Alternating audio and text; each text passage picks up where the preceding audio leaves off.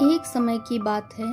एक गांव में एक गुरु रहते थे जिन्हें खबर हो गई कि अन्य नगर में एक और विद्वान आए हुए हैं। वे अद्भुत ज्ञान के मालिक थे और आगे बढ़ने के लिए सबकी सहायता करते थे। ये खबर सभी को बहुत पसंद आई और सभी लोग उस नगर में उनसे मिलने के लिए जूझने लगे।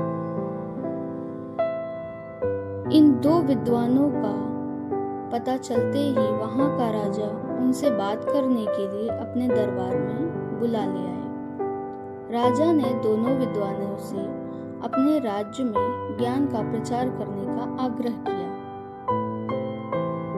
दोनों विद्वानों ने राजा के आह्वान को स्वीकार किया और उन्होंने राजा के सामने आगे जाकर कहा, आपके सामर्थ्य के लिए हमें गर्व महसूस हो रहा है महाराज। हम आपकी सेवा में हमारा सर्वोच्च कर्तव्य मानने के लिए तत्पर हैं। राजा ने खुशी से कहा, तुम्हारे सामान्य भाषा में जनता को समझाओ। पहले विद्वान मुस्कुराते हुए बोले, अच्छा महाराज, हम आपके राज्य के राजा और प्रजा के बीच बातचीत को सुगम बना सकते हैं।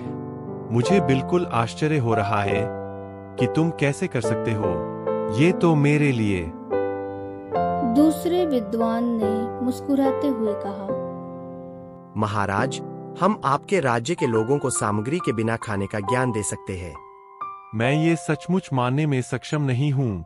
कृपया मुझे बताओ, तुम इस बात को कैसे संभव कर सकते हो। महाराज, हम विज्ञान का उपयोग करके एक ऐसा उपकरण बना सकते हैं जिससे हम राजा की मर्यादा के साथ बातचीत कर सकते हैं। यह उपकरण हमारे बहुत सारे प्रयोगों को सुलभ बना सकता है और आपके ग्रामीणों के बीच सामर्थ्य का निर्माण कर सकता है। महाराज, हम खाना खाने की जरूरत के बिना एक ऐसा प्रयोग बना सकते हैं जिससे खाने की जगह नहीं होती है। यह उपकरण आपके लोगों के लिए आरामदायक और स्वास्थ्यप्रद होगा।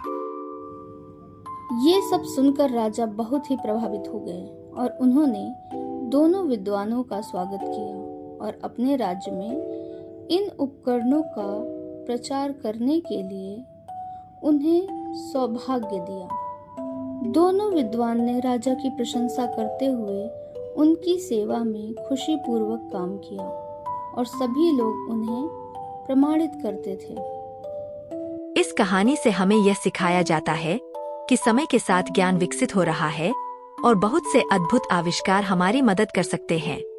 दो विद्वानों के उदारता, समर्पण और सेवाभाव की मिसाल हमें ये बताती है कि हमें हमारे ज्ञान और कौशल को समाज की सेवा में लगाना चाहिए।